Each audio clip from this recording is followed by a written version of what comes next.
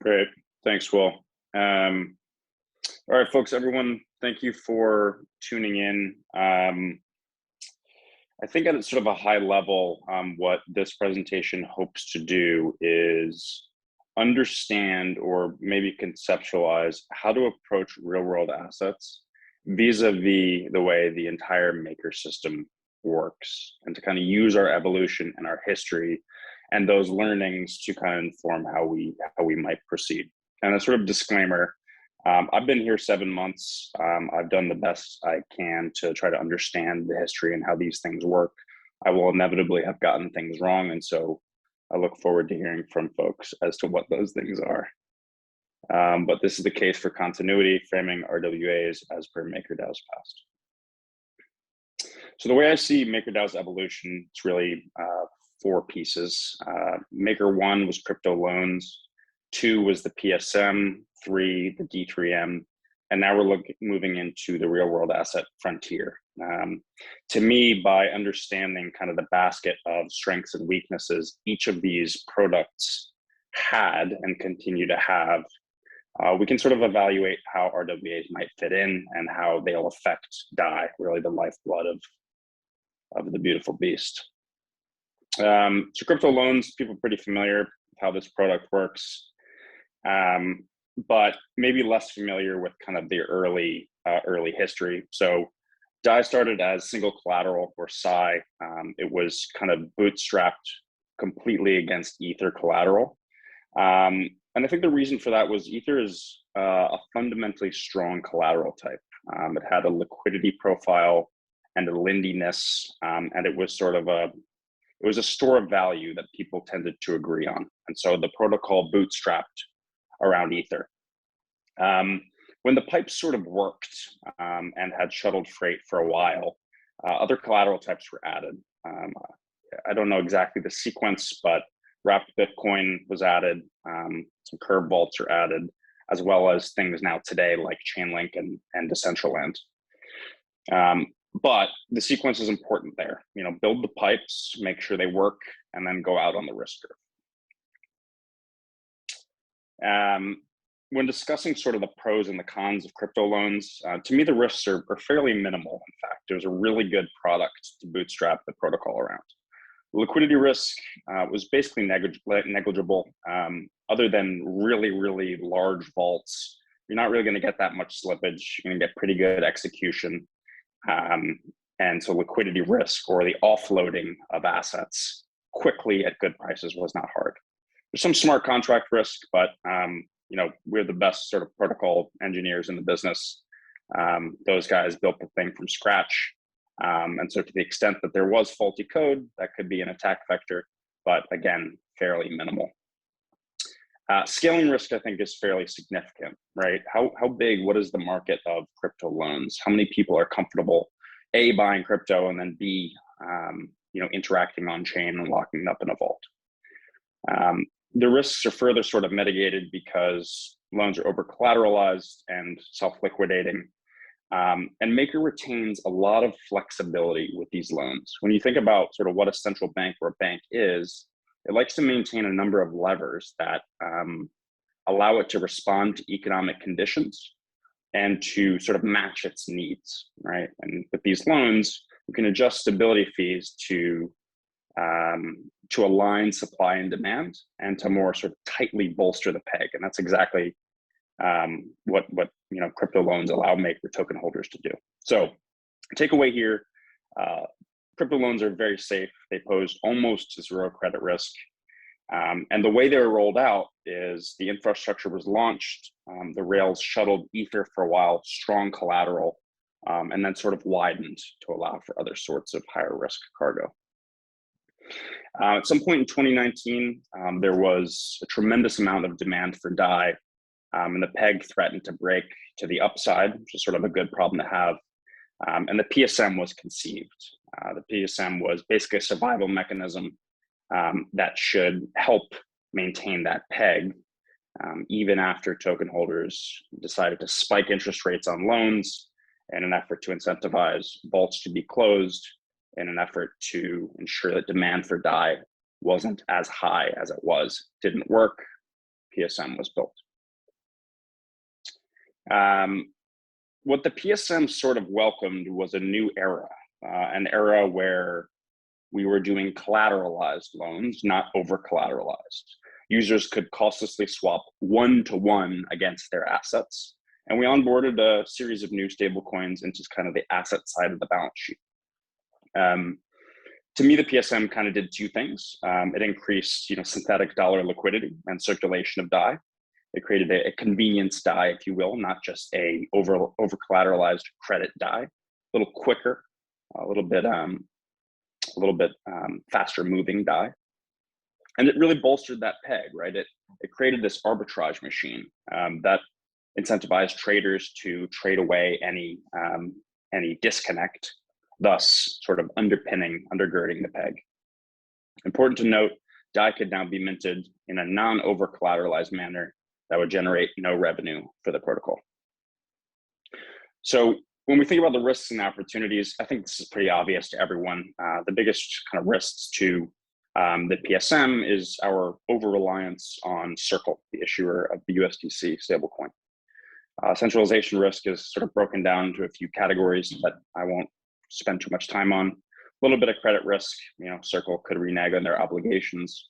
Fraud, a la USDT, if there isn't really dollars or money market instruments backing that USDC, that could be concerning. And finally, and most importantly, in my opinion, is regulatory risk. The possibility that there is a crackdown and collateral that's currently $1 in our PSM gets marked down to 70 cents or whatever. Importantly, for taking this risk, there's limited revenue we're getting in return, which is kind of neither here nor there, but just interesting to note. To me, the PSM, the opportunities of the PSM are peg stability, as we discussed, dollar liquidity, as well as the PSM has sort of delivered the MakerDAO protocol with the stockpile of liquid assets of dollars that could potentially be redeployed into more productive activities, which is sort of an interesting dynamic. So in summary, PSM bolsters the peg, expands access to DAI, but it does onboard single point of failure risk to the protocol without generating any revenue. Maker 3.0, kind of the direct deposit module. This to me is an extension of crypto loans. It allows the MakerDAO protocol to inject DAI directly into external DeFi protocols like Aave, basically allows them to mint on their platform. The D3M will adjust supply of DAI on an Aave or on a compound to give you a fixed interest rate, which is interesting for borrowers. So D3M is going to deliver predictability to Aave DAI borrowers and any other protocols that token holders choose to onboard to the D3M. It onboards external DeFi debt as collateral. So a DAI would be DAI deposited, yield-bearing a DAI in the Aave protocol. To me, this is really just an extension, again, of crypto loans. It's a distribution channel for kind of the Maker mothership. To me, the risks are basically the same as crypto loans, plus a little bit of extra smart contract risk because it's not our devs building it. And importantly, and maybe people agree with this, maybe they don't, to me, the D3M embodies kind of a humility from Maker saying, we recognize that these protocols are experts at what they do, and we're going to empower their users and really these protocols as specialists, as experts with cheap, consistent credit lines from Maker. And let's remember that principle because it'll come back up when we discuss RWAs. All right, so getting sort of into the meat of it, this gives a snapshot of kind of the Maker balance sheet across the 4 chapters of MakerDAO evolution. With obviously DAI on the liability side, we have crypto loans, PSM, D3M, and now real world assets, which we'll discuss. So pretty obviously, real world assets present an enormous opportunity. The crypto loan market and the D3M market is only so big, a little over 2 trillion today, whereas just these 3 asset classes, real estate, fixed income, and equities, are $650 trillion, right? So huge opportunity for the protocol and for Maker to expand the mind share of its brand into kind of meat space. But again, I think it's extremely important not to get tunneled into RWAs and to view them in a bird's eye view in the context of the whole protocol. So just to have sort of a base frame, so we're all operating from the same spot, let's discuss a few of the differences between crypto loans, really crypto collateral, and RWAs. The first is ERC20s are fungible for the most part, not across ERC20s, but in general, ERC20s are fungible, and they're all fairly similar. They can be conceptualized the same. Real world assets, complete opposite. They're non-fungible, they're heterogeneous. Each deal is vastly different along 1,000 different dimensions. They're hairy and they're very varied. Crypto loans are callable, right? So when MakerDAO wanted to reduce supply of DAI, it basically spiked interest rates, which caused loans to close out, right? There's this callability activator. You can call those loans back as per the needs of the protocol. That sort of stuff doesn't happen in the real world, right? The real world is slower, requires predictability. You cannot just call a loan on a counterparty without due cause. Those due causes will be laid out in the contract. And if someone violates a covenant, then you may be able to. Otherwise, it's completely off market, the idea of calling a loan without cause. Sort of extending on that, crypto loans offer MakerDAO flexibility. Terms can be changed as per conditions. Real world assets, again, not flexible. They should be inflexible, consistent, predictable. What this allows for is for counterparties in the real world who use Maker credit lines to operate their business with a certain level of predictability of the future. And ultimately, for Maker to get paid back, we want these operators to do the best possible job at whatever their external business is. Crypto loans are easy to price. We have good oracles for them. They trade, every minute of every day. RWAs, not the case, fairly difficult to price. Crypto loans basically have no counterparty risk other than, a BitGo in the case that WBTC is custodied by a trusted counterparty. RWAs, counterparty risk is the name of the game. You've got a human on the other side of the table, and that human comes with all his foibles. Crypto loans have pretty limited liquidity risk, like we talked about. RWAs have substantial risk. Crypto loans basically have no credit risk, and RWAs incur, or on behalf of the protocol, incur significant chance of loss. This is a key point. The protocol is moving into a frontier where it will lose money. It's just about how much. Takeaway, onboarding RWAs, the protocol, it sacrifices a number of kind of the levers and the buttons that it historically enjoyed.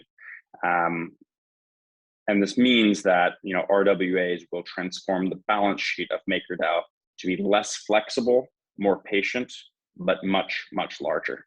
And it's important, again, to remember the possibility of loss and credit risk. I can't stress that enough. To me, RWAs, they carry this great promise to solve the DAI trilemma, that of stability, scale, and decentralization. I just stole this from the blockchain trilemma. It replaces security with stability, which are similar, but definitely different and important to realize in our case. Just to kind of barrel into this a little bit more, when you think about the stability of something like DAI, there's really kind of a either vicious or virtuous cycle that you can put into play. So if the protocol does onboard really great, fantastic real world asset collateral with amazing managers, that sends a signal to the market, right? Signal to the market that we're serious about what we're doing, that we know how to underwrite, that we're diversifying and strengthening the collateral base that underpins DAI, right? As the market sort of perceives that strength and that diversity, it will be more comfortable holding on to DAI and more likely to hold on to DAI, which means the actual peg itself strengthens. As the peg strengthens, we'll unlock the opportunity to interact with even higher quality counterparties and even better and more diverse real world assets, which then feeds into the perception of the market, et cetera, et cetera. Over here on the right, I've sort of built a graphic that looks hypothetically at what would happen if MakerDAO were to invest the PSM assets themselves in a number of real world assets. As we spoke about before, the real world, it holds enormous promise in terms of a larger market for MakerDAO. But maybe more interestingly and less obviously, it holds promise for sort of the progressive decentralization that MakerDAO has executed on historically, right? If you consider this hypothetical where 5.39 billion of USDC sits in the PSM, if we diversified a decent portion of that away into a number of real world assets, you could see a scenario where the centralization risk of USDC dilutes significantly. In this hypothetical, I've also assumed a 3% yield on these real world assets, which would generate 176 million in annual revenue for the protocol. I think an important point to end the slide with is, when you think about a balance sheet, you really want the sort of the personality, the nature of your assets to match your liabilities, right? If you have sort of very flighty liabilities, which is DAI for Maker, if people are redeeming DAI regularly, if people want to get out of the protocol, if the market's kind of finicky, you need assets that represent that finickiness, that are easy to liquidate. But if DAI is out there in the real world being used organically in businesses, which we hope it will be, then there's a stickiness to that DAI, which kind of protects your liability side. That will allow MakerDAO to then go and invest in even longer term assets, 15, 20-year renewable solar projects, wind farms, things like that. So when we conceptualize real world assets, this to me is kind of the matrix. Eric and I kind of built this out when we were underwriting Monetalis' first vault. And I think it describes kind of the environment of risk in real world assets well. Credit risk is the odds that a borrower doesn't pay us back. Liquidity risk is the likelihood that we cannot liquidate collateral for a good price and quickly in a timely fashion. There's legal structural risk, which refers to the jurisdiction, the overall legal structure, how rigorous the contractual terms are, and how those factors combine to affect the probability that we're paid back. And finally, counterparty risk is basically the idea that we need to be careful about whom we choose to do business with, because it affects how easy it is for Maker to continue to do business with high quality counterparties. As you can see, kind of these four risks feed into two primary risks, which is really there's a financial piece and then there's a reputational piece. And then those two feed into sort of this more existential protocol risk of, how do these risks affect DAI? How do these risks affect the essence of MakerDAO's ability to continue? If that was, boring or complex or just you weren't listening, I think the important piece to sort of remember is, look, ERC20s and RWAs, they have different counterparties, right? And ERC20 it's dispassionate, it's not living, it's unselfish. The human depositing that in the vault has no effect, on MakerDAO's possibility of loss. RWA is completely different, right? The counterparties are human beings and they're self-interested. Their goal is to get the absolute best terms for themselves and the worst for MakerDAO. All we want to do is take it patiently, slowly, and prudently, and get paid back and price the risk appropriately. So this is a bit of speculation on my point, but from my kind of research and time being here, I think these principles sort of synthesize a lot of what the MakerDAO community, the culture, governance is about. These are parts of, to me, the MakerDAO kind of constitution. So the first piece is, Maker battle tests its infrastructure first, and then it goes out in the risk curve. We've discussed this, right? Single collateral DAI was ETH, then broadened the aperture. MakerDAO recognizes that, there are specialists that are good at what they do, and it empowers those specialists to continue to execute, right? If you look at the D3M, we recognize that Aave is damn good at what it does, and we're trying to enable that success, and in consequence, sort of succeed ourselves. Even if you look at the structure of MakerDAO, right, with core units, which is a novel construct, basically taking specialist tribes that are good at their domains and letting them execute. As we move forward, there's more and more talk about kind of this meta DAO concept, which I think embodies this idea of specialization within the DAO.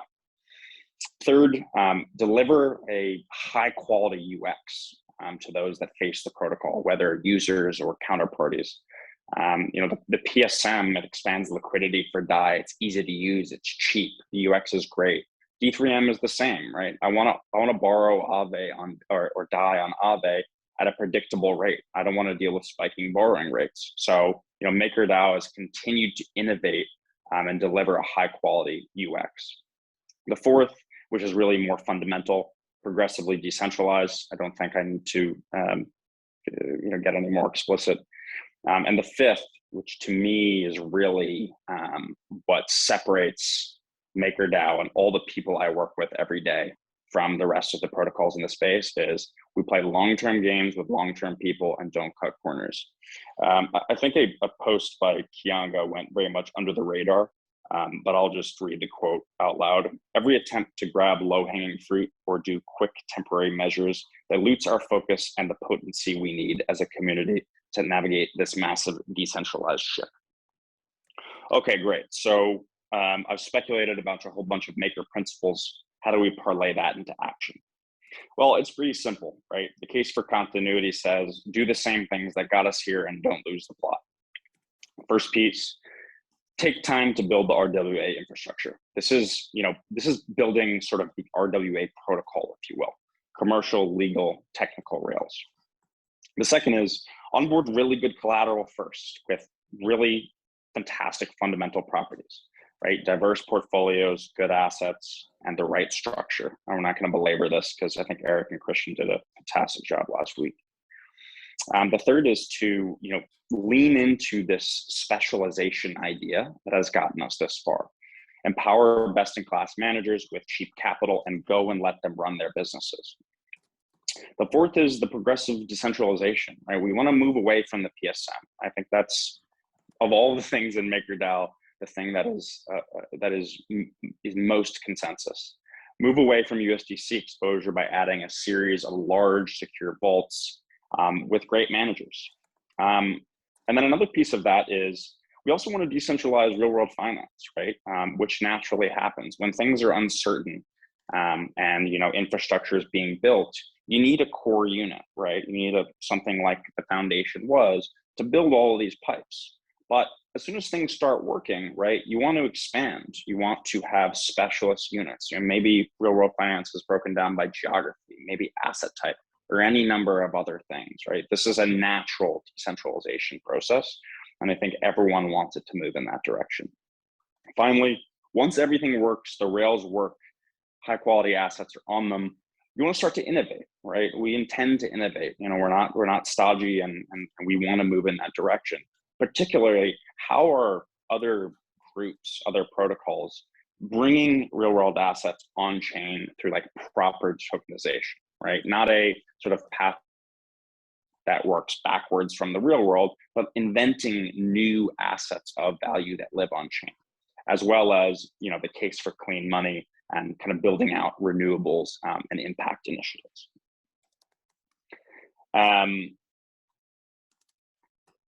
So I happen to be a huge fan of kind of the aggressive growth strategy and expanding the surplus buffer. I think it brings up a broader conversation about, RWAs can't be looked at in a vacuum. We have to consider the risk we're taking vis-a-vis the surplus buffer. But a nuance to that is just because we can stomach losses doesn't mean we necessarily want to. And I think that's a discussion that needs to be had with the DAO.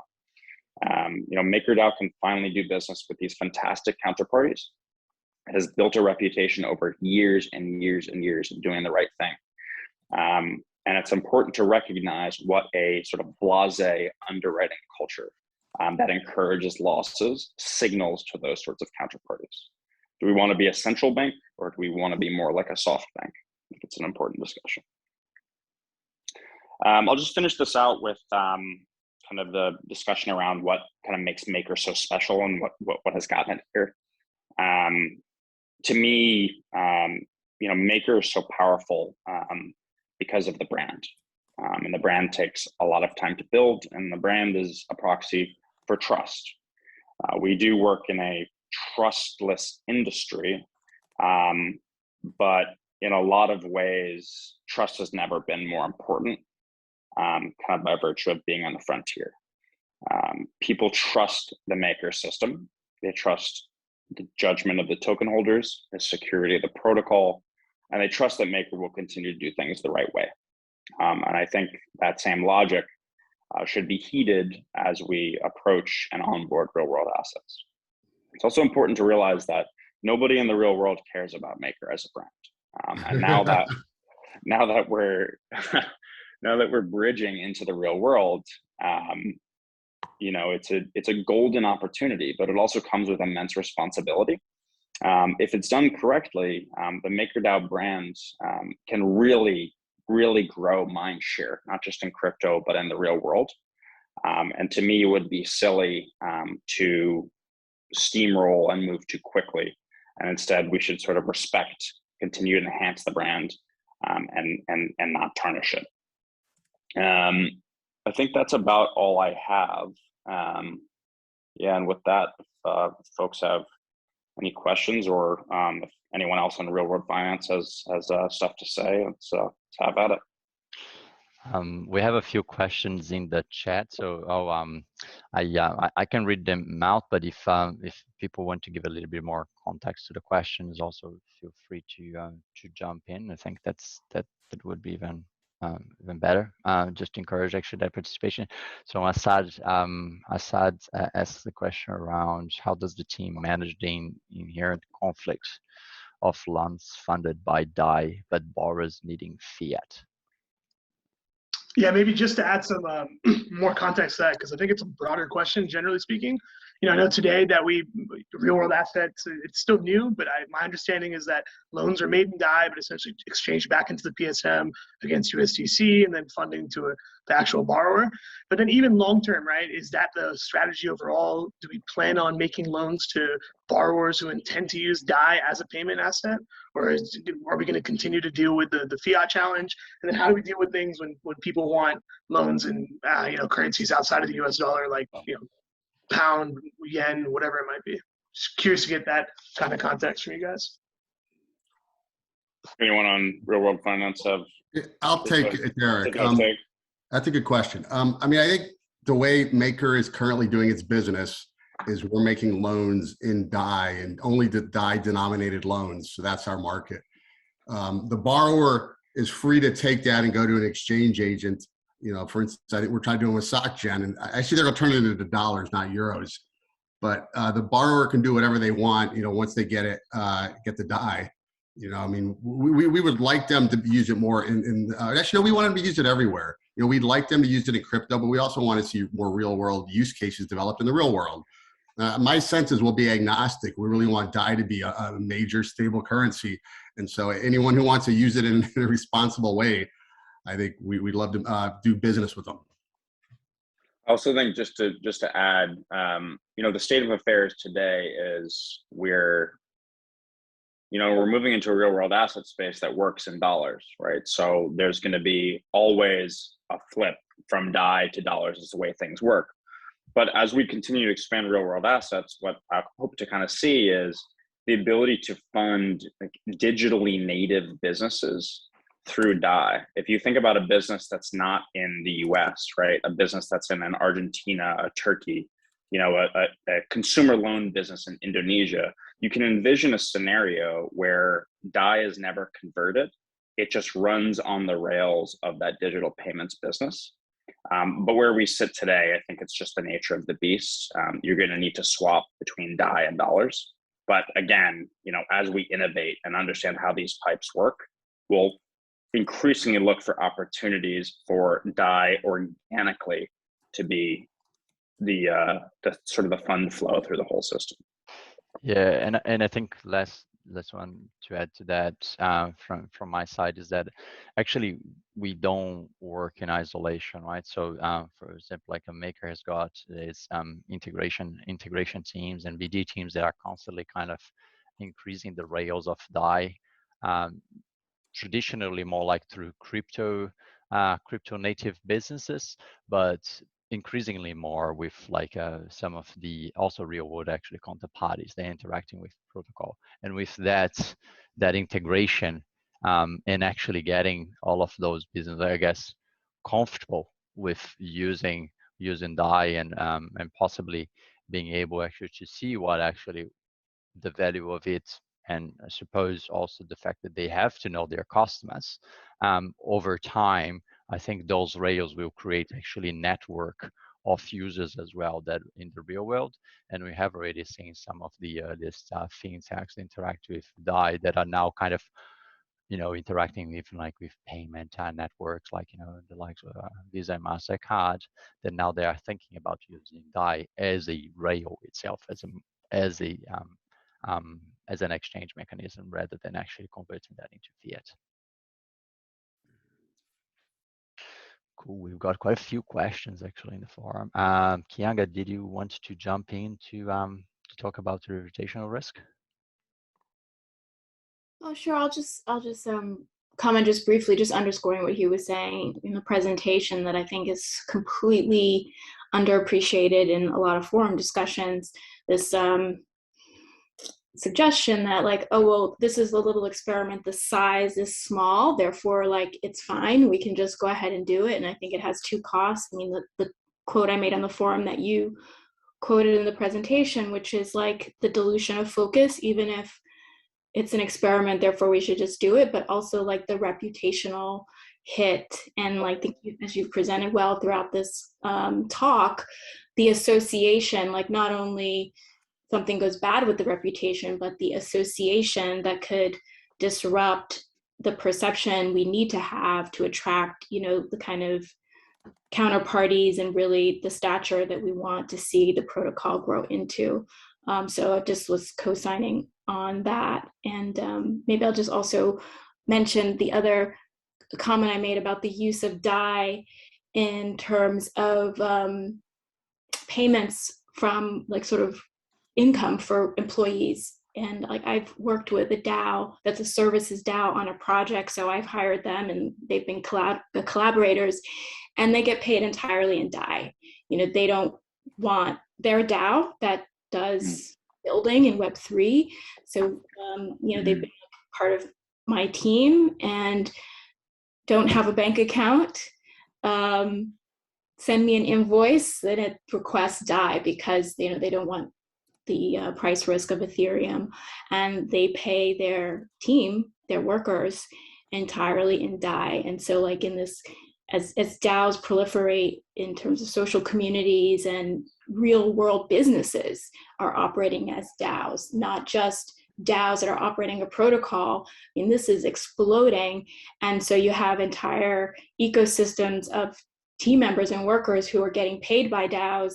And I think this is a terrific area for us to be thinking about, that those teams should think about DAI as like their stable coin of choice, their natively crypto stable coin, that they would either, pay their team instead of their social token or whatever other kind of tokens that they're offering contributors and team members or employees, that, I'd love to see DAI be like number one in their minds. And maybe also with some of the larger corporates that are putting Bitcoin on the balance sheet.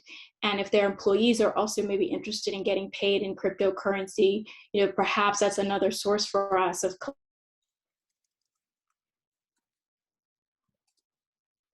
holding Bitcoin. Well, maybe they should put some of that work and have DAI. I don't know, I'm going on.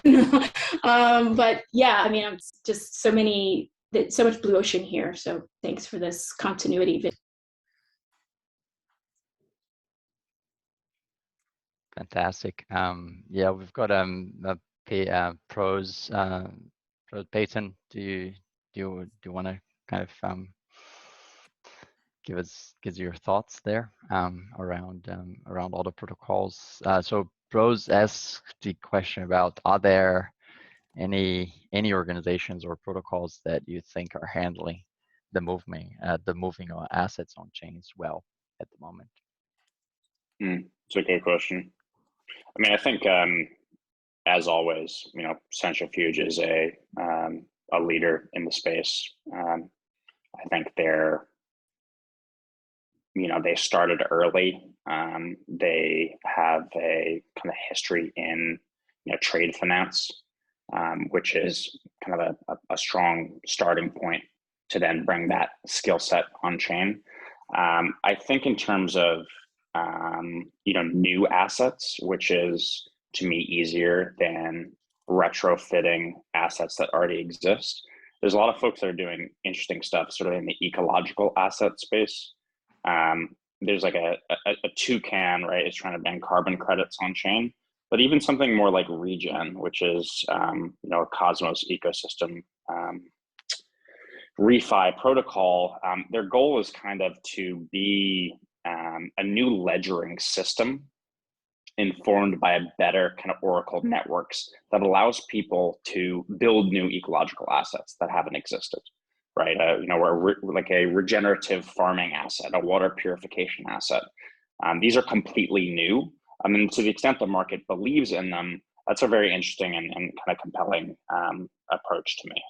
I don't know as nearly as much as like maybe like Kianga does about the refi space, but a lot of stuff coming out of there is pretty exciting to me. Yeah, and I think there's also like a generation thing. Like 3 years ago, around about, there was a lot of folks working on the security token, so the security token system, trying to build that infrastructure, where actually the market hadn't caught up in terms of the overall actually plumbing rails for it, and now I think some of those projects that were other kind of hibernated are coming back and trying actually to design frameworks that would work with all of those ideas from back 2018 or so on securities, and how the secondary markets actually could bring, I guess, more liquidity for traditional assets. And I think there is a number of initiatives, both on the public blockchain space and on the permission blockchain space, that I think will eventually migrate. Is also the bridging between blockchains is improved with you know, protocols like, again, like Hugh was saying, Cosmos or bridges through Polkadot and so on. So I think it's just a matter of time for that infrastructure to become really really all prevailing across the space. Is just that actually in the area that we're operating at the edge and trying to actually to bring those real world assets to actually live. The nature of liquidity is just actually there are more illiquid assets than illiquid, but actually the infrastructure will be building in parallel to that.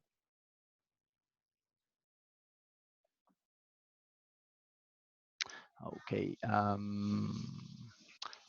Louise was asking about will the vault stability fees be competitive versus market TradFi interest rates, and how will stability fee set given the rising interest rate environment? It's a tremendous question, and I think like a fundamental strength that the market misses about MakerDAO.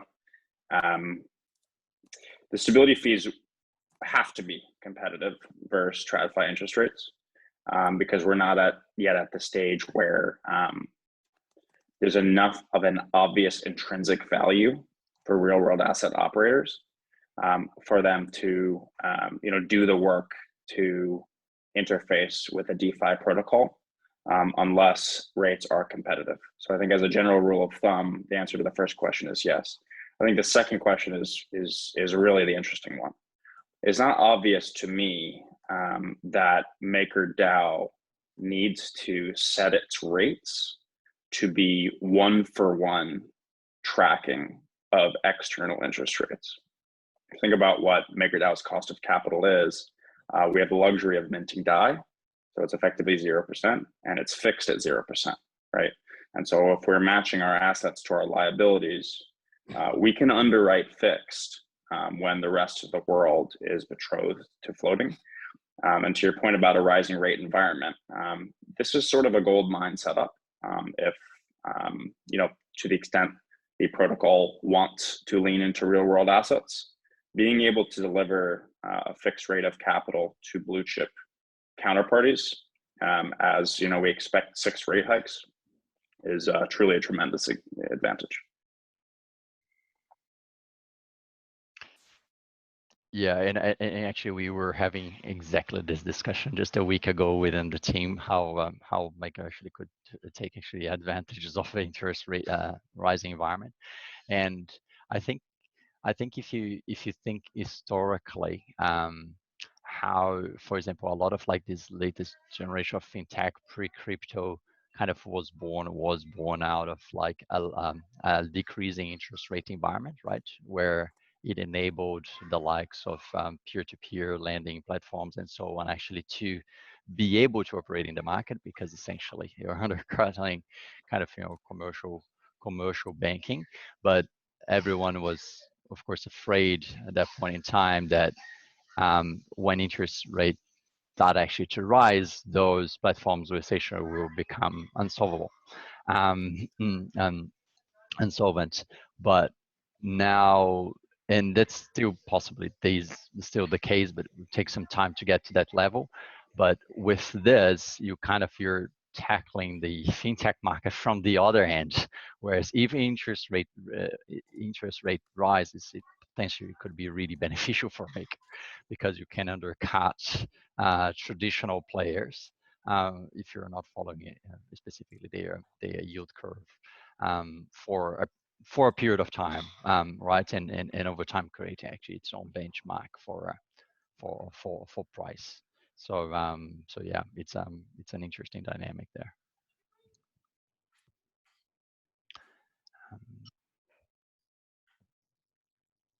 And I think we had like a question from Kyang, but I think this Kyang you have. You got a question from Kevin next. Oh yeah, Kevin, obviously difficult to answer, but what does a decentralized PSM look like? Yeah, and I figured, this kind of jives into the interest rate question, which I think is a phenomenal question as well. Like, in theory, I would think, yes, Maker's cost of capital is really, whatever, like printing it at 0 plus, paying the team to serve, like, to continue executing on Maker's behalf. If they stay at 0 when interest rates broadly in the world go to, I don't know, 3-4% or something like that, I would assume, like, and there's the big caveat here is obviously crypto versus real world, but in the real world, like, there would be a flow of capital away from the lower interest rate regime into a higher interest rate regime.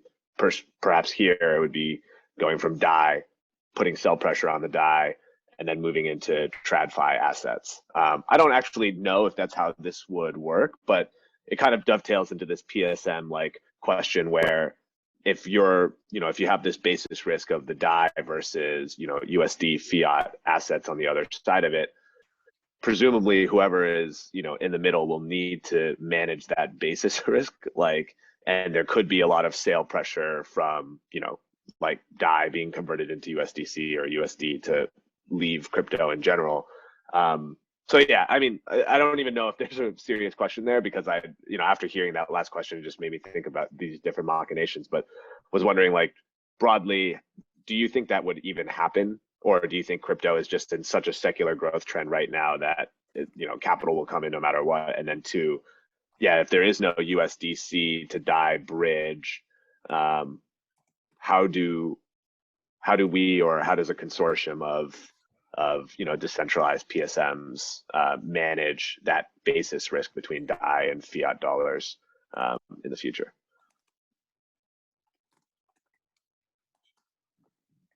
Good question. Gonna give it a crack.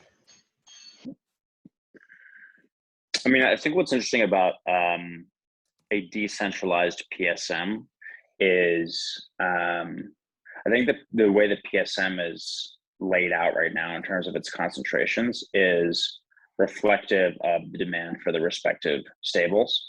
Like the USDC is not, there's no cap, right? That reflects organic demand to put USDC and trustlessly swap into DAI. And I think, the PSM came into existence as a survival mechanism, but what it's done is it's really enhanced dollar liquidity around DAI, right? And the ability for stables to be fungible-esque, right? And so the question is, if USDC, like as we move forward, is it possible that a PSM, like there's almost like a PSM across crypto that evolves to be like, one-to-one mapping of decentralized stables? I don't think the decentralized stable space, less one obvious exception, is really mature enough for that to exist. But it's also like another question about, Maker going forward is, do you want a decentralized PSM that limits centralization risk? Or do you want like a block of a bunch of stable coins with whom the MakerDAO community shares certain values? And I think that's where things get tricky with the other obvious competitor. Yeah, I don't makes sense. know if that really answered it. Your question was fairly complex. Yeah, no, I mean, I think it's certainly, it's in the right direction, and like I was saying, like it's obviously difficult to answer, but it's been some serious thought into that part of it as well. So yeah, I appreciate the answer. Sure, man. I think it's all we got, right, Will? Yeah, it looks like if anyone still actually has any remaining questions, feel free. I think we probably have another couple of minutes before we need to wrap up, and folks need to jump on to their next activities at the top of the hour. But feel free to just unmute yourself and ask questions if you have any burning ones. Yeah. I guess one obvious question would be, what percentage of MakerDAO's treasury do you think could be in real world assets in the future? Is it 100? Is it 25? Is it subject to some, if not PSM, then some like decentralized PSM liquidity that is available and tapers down as that liquidity dries up because there might be more illiquid real world assets in the pool? I don't know.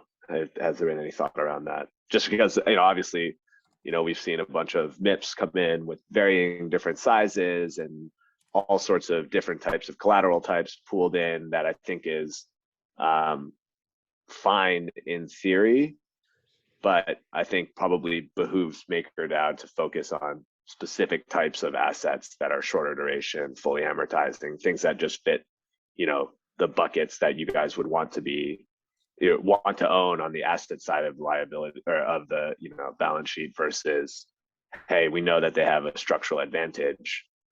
We're going to just push this to the gills, and then they don't really care about how Maker survives. Whereas I think DeFi native participants like us, like we're if we can't survive without you. So yeah, I don't know if you have any thoughts there.